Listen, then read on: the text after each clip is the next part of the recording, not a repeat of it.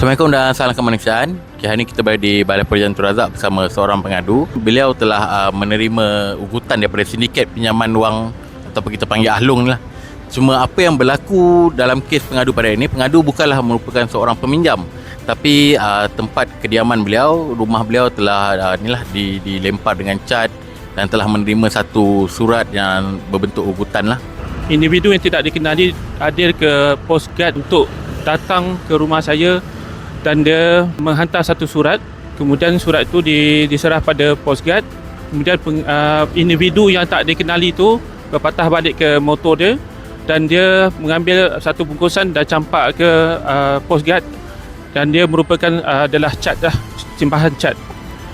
Kemudian surat itu diserahkan kepada saya dan saya dapati dalam surat tersebut ada butiran nama anak saya lah. Pihak Ahlong telah melakukan perkara-perkara yang telah melampaui batas, iaitu boleh disabitkan di bawah kesalahan Seksyen 506 keseksaan dan juga Seksyen 29 Capital B Akta Berpinjam Wang 1951, iaitu memberi gangguan atau kacau ganggu terhadap peminjam. Okey, kita berharap agar satu siasatan dapat dilakukan oleh pihak siasatan di mana segala dokumen-dokumen dan juga bukti akan diserahkan kepada pegawai penyiasat, dan sekiranya terbukti bersalah kita berharap agar satu pendakwaan dapat dilakukan di mahkamah.